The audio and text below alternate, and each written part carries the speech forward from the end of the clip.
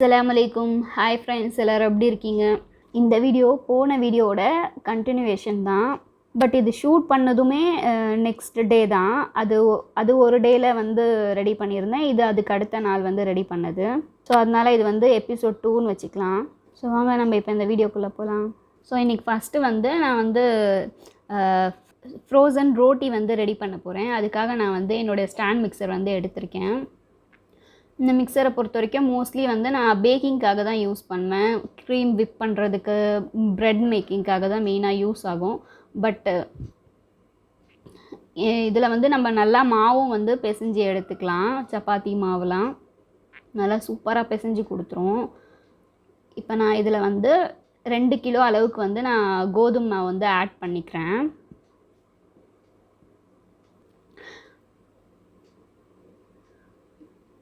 இப்போ அது கூடவே வந்து நம்ம அதுக்கு தேவையான அளவுக்கு வந்து உப்பு ஆட் பண்ணிக்கலாம். நான் வந்து 1 டேபிள் ஸ்பூன் ஃபுல்லாக வந்து உப்பு ஆட் பண்ணிக்கிறேன். அது கூடவே வந்து 2 டேபிள் ஸ்பூன் அளவுக்கு வந்து எண்ணெயும் ஆட் பண்ணிக்கலாம்.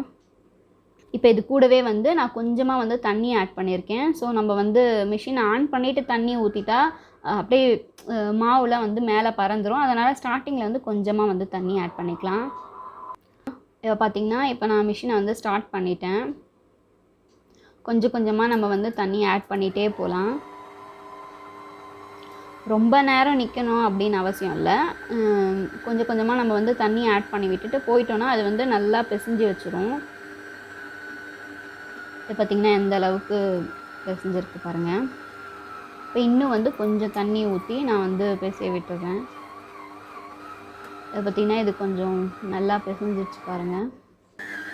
இப்போ பார்த்திங்கன்னா வந்து நல்லா மாவு பிசைய ஆரம்பிச்சிருச்சு. இன்னும் வந்து ஒரு 10 மினிட்ஸில் வந்து நல்லா பிசைஞ்சிரும். டோட்டலி வந்து எனக்கு 20 மினிட்ஸ் ஆச்சு. இப்போ பார்த்திங்கன்னா லைட்டாக வந்து எண்ணெய் க்ரீஸ் பண்ணிவிட்டு அதுக்கப்புறம் நம்ம வந்து மாவை வந்து நல்லா எடுத்துக்கலாம். இப்போ பார்த்திங்கன்னா ரொம்ப ஸ்டிக்கியாகவும் இல்லை, ரொம்ப கட்டியாகவும் இல்லை, நல்லா மீடியமாக சூப்பராக இருந்துச்சு. பார்த்திங்கன்னா இதை நான் வந்து வேறு பாத்திரத்தில் வந்து மாற்றிக்கிறேன். அவ்வளோ சூப்பராக இருந்துச்சு மாவு.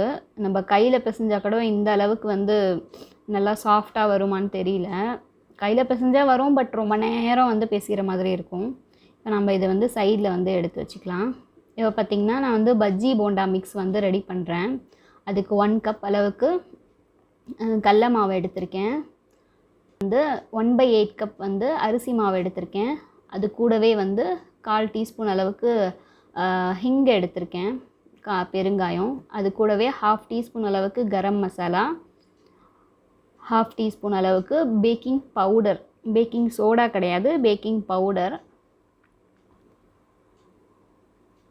அது கூடவே வந்து ஒரு 1/2 டீஸ்பூன் அளவுக்கு மஞ்சத்தூள்.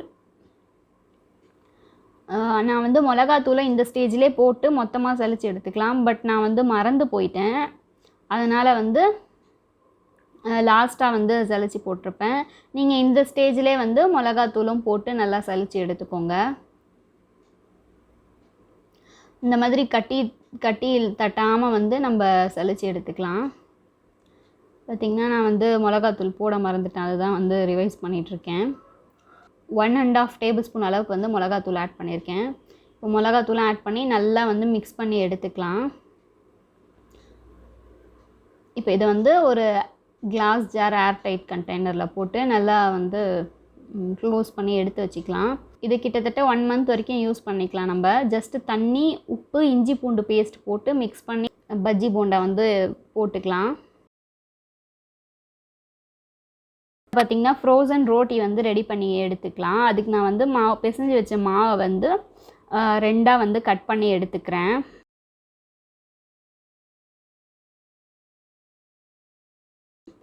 ரெண்டாக கட் பண்ணதை வந்து 4ஆக கட் பண்ணி கிட்டத்தட்ட வந்து இந்த 2 கிலோ மாவை வந்து 4 பங்காக வந்து பிரித்து எடுத்துக்கிட்டேன். 4 பங்கு கிட்டத்தட்ட எவ்வளோ வந்துச்சுன்னா 20லேருந்து 22 சப்பாத்தி தான் வந்தது. பார்த்திங்கன்னா இதை சைடில் எடுத்து வச்சுட்டு பேலன்ஸ் இருக்கிறத வந்து நல்லா மிக்ஸ் பண்ணி எடுத்துக்கலாம். மிக்ஸ் பண்ணி இதையும் வந்து 2ஆக வந்து கட் பண்ணி எடுத்துக்கிட்டேன். ஸோ நமக்கு வந்து ஈஸியாக இருக்கும். ரொம்ப பெருசாக வந்து நம்ம ரெடி பண்ணிகிட்ருக்க முடியாது. ஒரு 4 பேட்சாக பிரித்து நம்ம ரெடி பண்ணால் வந்து கரெக்டாக வரும். என்னால் வந்து ஒழுங்காகவே பேச முடியல. ரொம்ப திக்குது. கொஞ்சம் த்ரோட்டம் வந்து சரியில்லை. நான் இது ஷூட் பண்ணுறது வந்து கிட்டத்தட்ட 2 டேஸ்க்கு, ரம்ஜான் ஸ்டார்ட் ஆகிறதுக்கு 2 டேஸ்க்கு முன்னாடி தான் நான் வந்து இதை ப்ரிப்பரே பண்ணேன். இது எல்லாமே வந்து 1 வீக்கு முன்னாடியோ இல்லை பிஃபோர் 10 டேஸ்க்கு முன்னாடியோ கிடையாது. சீக்கிரமாக வீடியோ ஷூட் பண்ணி சீக்கிரமாக வந்து அதுக்கு எடிட் பண்ணி போடுறதுக்கு வந்து எனக்கு டைம் ஆகிடுச்சு.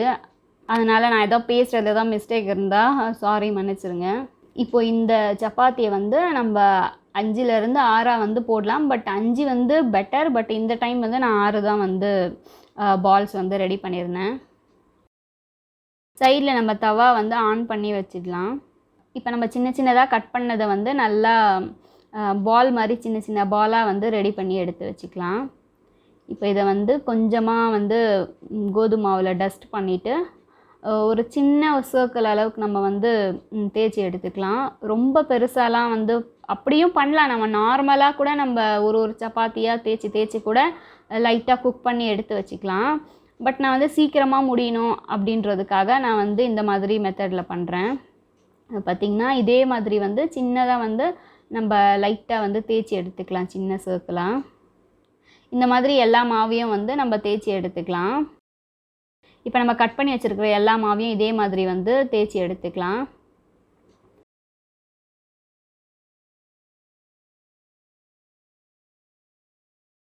இதை பார்த்திங்கன்னா எல்லாமே தேய்ச்சி எடுத்தாச்சு.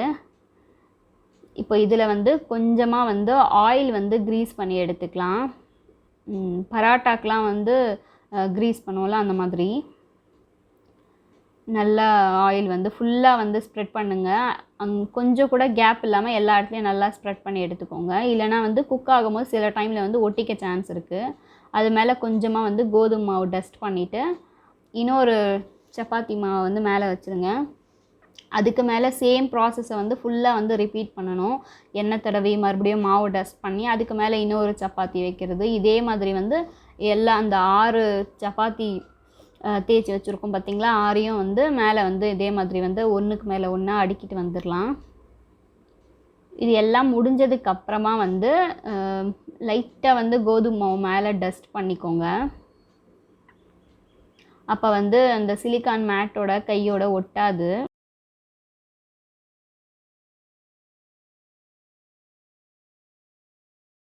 பண்ணி எடுத்ததுக்கப்புறமா வந்து சப்பாத்தி கட்டையை வச்சு மறுபடியும் வந்து நம்ம கொஞ்சமாக வந்து தேய்ச்சி எடுத்துக்கலாம். ரொம்ப ஜாஸ்தியெலாம் தேய்க்க வேணாம். ரொம்ப ஜாஸ்தி தேய்ச்சிங்கன்னா அப்புறம் சமோசா ஷீட் மாதிரி ஆயிரும். அதனால் வந்து சும்மா லைட்டாக தேய்ச்சா போதும். நல்லா தடிசாக தான் இருக்கணும். சப்பாத்தி வந்து அப்படியே ரொம்ப மெலிசாக ஆன மாதிரி இருக்கக்கூடாது, தடிசாக தான் இருக்கணும். இப்போ பார்த்திங்கன்னா இது வந்து நல்லா தடிசாக தான் மோட்டாக இருக்குது. இப்போ நம்ம இதை வந்து சூடாக இருக்கக்கூடிய தவாவில் வந்து போட்டுடலாம். இதை போட்டுட்டு அதுக்கு மேலே வந்து ஒரு லெட் வச்சு கவர் பண்ணிக்கோங்க. ஒரு 30 to 35 செகண்ட் வச்சா போதும். ரொம்ப நேரம்லாம் வந்து வைக்கணும்னு அவசியம் இல்லை. பார்த்திங்கன்னா இதை வந்து இன்னொரு தடவை திருப்பி போட்டுக்கலாம். திருப்பி போட்டு மறுபடியும் க்ளோஸ் பண்ணி இன்னும் ஒரு 30 செகண்ட் மாதிரி வச்சுக்கலாம்.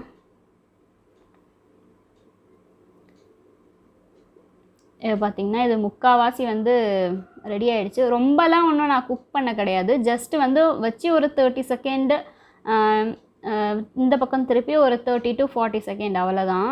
லைட்டாக வந்து வெந்தாவே போதும். லைட்டாக தான், ரொம்பலாம் கலர் வர அளவுக்குலாம் வேக வைக்காதீங்க. இதை பார்த்திங்கன்னா ரெடி ஆகிடுச்சு. இதை நம்ம வந்து செப்பரேட்டாக எடுத்து வச்சுக்கலாம். இப்போ இதே மாதிரி எல்லா சப்பாத்தி மாவையும் வந்து ரெடி பண்ணி எடுத்துக்கலாம். இதை நம்ம வந்து ஒயர் ரேக் மேலே வச்சுட்டா கீழே வந்து வேர்க்காது. கீழே வேர்த்துட்டா வந்து கீழே இருக்கக்கூடிய சப்பாத்தியில் வந்து வேர்த்துரும். வேர்த்துச்சுன்னா ஒரு மாதிரி பிச்சு பிச்சுன்னு அந்தளவுக்கு சீக்கிரமாக அந்த சப்பாத்தி கெட்டு போயிடும். அதனால் ஒயர் ரேக்கில் வச்சுக்கோங்க. பார்த்திங்கன்னா எந்த அளவுக்கு தனித்தனியாக ஒரு சப்பாத்தியும் வந்து கலண்டி வருது பாருங்கள். அவ்வளோ சூப்பராக ஈஸியாக வந்து முடிஞ்சு. நம்ம ஆனால் ரொம்ப தேய்க்கிறதுல தான் இருக்குது. ரொம்ப தேய்ச்சிட்டிங்கன்னா அப்புறம் வந்து சமோசா ஷீட் மாதிரி ஆகிடும். அப்புறம் எண்ணெய் கேட்கக்கூடாது, நீ இந்த மாதிரி சொன்னதுனால தானம்மா இந்த மாதிரி ஆச்சுன்னலாம். பார்த்திங்கன்னா இது நல்லா ரெடி ஆகிடுச்சு. இப்போ இதுக்கு மேலே வந்து ஒரு துணி நல்ல துணி போட்டு மூடி வச்சிடலாம். ஸோ வந்து மேலே காஞ்சும் போகாது, அதே சமயத்தில் ஆறவும் செஞ்சிடும். அதனால் இப்போ இந்த சைடில் 2 பேனில் வந்து எண்ணெய் ஆட் பண்ணியிருக்கேன். இஃப்தாருக்காக ஸ்ப்ரிங் ரோல் ரெடி பண்ணி எடுத்துக்கலான்னு அதுக்காக நான் வந்து இங்கே இருக்கிற 2 பேனில் வந்து 2 டேபிள் ஸ்பூன் அளவுக்கு எண்ணெய் ஆட் பண்ணியிருக்கேன். நான் 2 விதமான ஸ்டஃபிங் ஒரே டைமில் ரெடி பண்ணுறதுனால 2 பேன் வச்சுருக்கேன். இப்போ பார்த்திங்கன்னா இதில் வந்து நான் வெஜிடபிள்ஸ்லாம் வந்து சின்ன சின்னதாக சாப் பண்ணி வச்சுருக்கேன். இதில் என்னென்ன வெஜிடபிள் எவ்வளோ அளவுக்கு போட்டிருக்கேன் அப்படின்னு டிஸ்கிரிப்ஷனில் மென்ஷன் பண்ணியிருக்கேன், பார்த்துக்கோங்க. எண்ணெயில் போட்டு நல்லா வதக்கி எடுத்துக்கோங்க. Mixed vegetable capsicum, carrot, onion தான், வேறு எதுவும் இல்லை. இந்த சைடில் வந்து நான் வந்து ஒரு 1/4 கிலோ அளவுக்கு சிக்கனை வந்து சின்ன சின்னதாக வந்து சாப் பண்ணியிருக்கேன். சாப் பண்ண சிக்கனும் வந்து ஆட் பண்ணிக்கலாம். இப்போ அது கூடவே வந்து ஒரு 1.5 டேபிள் ஸ்பூன் அளவுக்கு இஞ்சி பூண்டு ஆட் பண்ணியிருக்கேன் சிக்கனில். அது கூட கொஞ்சமாக மிளகாத்தூள், கொஞ்சமாக மஞ்சாத்தூள், அது கூட கொஞ்சமாக லைட்டாக வந்து தனியாத்தூளும் ஆட் பண்ணியிருக்கேன். இது கூடவே கொஞ்சமாக வந்து கரம் மசாலா ஆட் பண்ணிவிட்டு, இது வந்து இப்போ நான் இந்த மசாலாலாம் ஆட் பண்ணும்போது சிக்கன் வந்து ஹாஃப் குக் கூட ஆக கிடையாது. இதை நான் வந்து சிக்கன் போட்ட அடுத்த செகண்டே வந்து மசாலாலாம் போட்டுட்டேன். இப்போ அந்த சிக்கன் மசாலாலாம் ஒன்றாவே வந்து நல்லா குக் ஆகும். இதில் நம்ம வந்து செப்பரேட்டாக தண்ணி ஊற்றணும் அப்படின்னு அவசியம் கிடையாது. நான் உப்பு போட்டது வந்து ஸ்கிப் ஆகிடுச்சு, பட் நீங்களும் அந்த சிக்கன்லேயும் உப்பு போட்டுருங்க. இப்போ பார்த்திங்கன்னா இந்த சிக்கன் வந்து ஓரளவுக்கு நல்லா வந்து குக் ஆகிடுச்சு. அந்த வெஜிடபிள் நம்ம வதக்கிட்டு இருந்தோம்ல, அதுவுமே வந்து ஓரளவுக்கு நல்லா வந்து வதங்கிருச்சு. ஸோ இந்த சிக்கன்லேருந்து பாதி எடுத்து இந்த வெஜிடபிளில் வந்து ஆட் பண்ணிக்கலாம். என்னால் வந்து ரொம்ப பெருசாக வந்து ஃபுல்லாக வந்து டீட்டெயிலாக காட்ட முடியல. ஏன்னா வந்து நானே வந்து ரொம்ப வேகமாக ரெடி பண்ணிகிட்டு இருந்தேன். அதில் ஷூட் வேறு பண்ணிகிட்டு இருந்ததுனால என்னால் வந்து அந்தளவுக்கு காட்ட முடியல. பார்த்திங்கன்னா இது கூடவே வந்து 1 டீஸ்பூன் சோயா சாஸும் 2 டேபிள் ஸ்பூன் கெச்சப்பும் வந்து ஆட் பண்ணியிருக்கேன். ஆட் பண்ணி நல்லா வந்து மிக்ஸ் பண்ணி எடுத்துக்கோங்க. மிக்ஸ் பண்ணதுக்கப்புறமா இது வந்து இன்னும் ஒரு 5 to 10 மினிட்ஸ் வந்து நல்லா குக் ஆகணும்.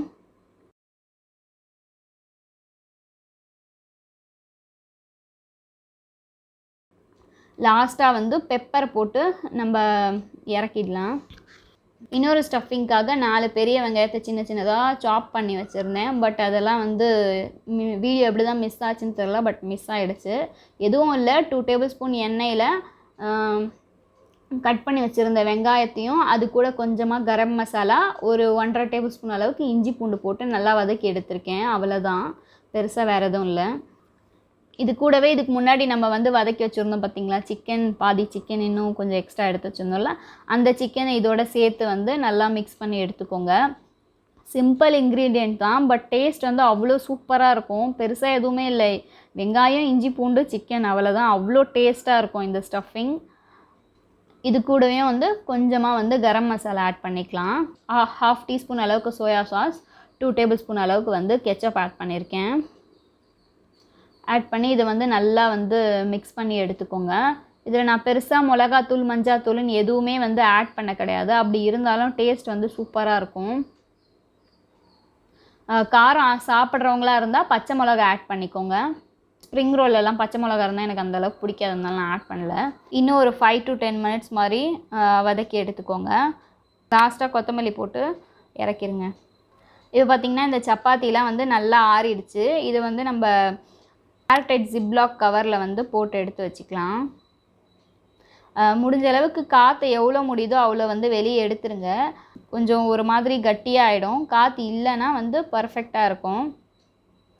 இப்போ இதை எடுத்துகிட்டு போய் நான் எல்லாம் வந்து ஃப்ரீசரில் எடுத்து வச்சுருக்கேன். இது கூடவே வந்து நான் வந்து சன்னா ஊற வச்சு வேக வச்சு வச்சுருந்தேன். இதுவுமே வந்து ஃப்ரீசரில் எடுத்து வைக்கிறதுக்கு தான். இது எல்லாமே வந்து குயிக்காக வந்து நம்ம சமைக்கிறதுக்கு ஈஸியாக இருக்கும். இது கூடவே வந்து நம்ம நேற்று ரெடி பண்ணி வச்சுருந்தோம்ல ஹரீரா பேஸ்ட்டு, இது வந்து இப்போ பார்த்திங்கன்னா நல்லா வந்து ஃப்ரீசரில் வந்து செட் ஆகிடுச்சு. இப்போ இந்த சிலிக்கான் மோல்ட்லேருந்து வந்து ரிமூவ் பண்ணிக்கிட்டேன். பார்க்க அவ்வளோ அழகாக சூப்பராக இருந்துச்சு. இப்போ இதையும் வந்து நம்ம க்ளோஸ் பண்ணி எடுத்து வச்சுக்கலாம். இது எல்லாமே குயிக்காக வந்து நம்ம ரெடி பண்ணி வச்சுக்கிட்டது. இப்போ நம்ம பேபி வச்சுட்டு நான் இதெல்லாம் வந்து ஈஸியாக டக்குன்னு எடுத்தோமா குக் பண்ணோமா அப்படின்ற மாதிரி இருக்கும்.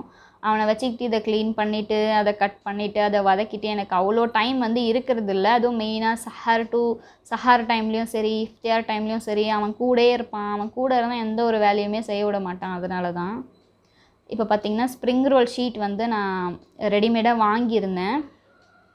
அதுவே வந்து ரெடி பண்ணிக்கலான்னு. ஏன்னா இவனை வச்சுட்டு என்னால் ஸ்ப்ரிங் ரோல் ஷீட்டோ இல்லை சமோசா ஷீட்டோலாம் ரெடி பண்ணுறதுக்கெலாம் சுத்தமாக என்னால் வந்து முடியாது. அதனால் நான் வந்து வெளியேருந்து ரெடிமேடாகவே வாங்கிக்கிட்டேன். இதில் ஒரு பெரிய டாஸ்கே என்னென்னா அதை கிளியாமல் வந்து அதை கழட்டி எடுக்கிறது தான். அவ்வளோ மெலிசாக இருக்கும் அந்த ஸ்ப்ரிங் ரோல் ஷீட்டு.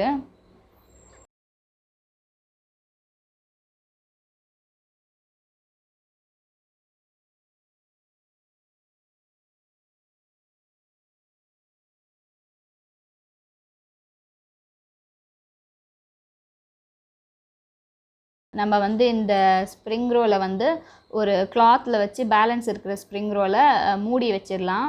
ஸோ வந்து அது காயாது சீக்கிரமாக. அப்படி இல்லைன்னா காற்றெல்லாம் நல்லா இருக்கக்கூடிய இடமா இருந்தால் ரொம்ப சீக்கிரமாகவே வந்து காஞ்சிரும். நம்ம இதை ஃபோல்ட் பண்ணுறதுக்குள்ளே அது காஞ்சிரும்.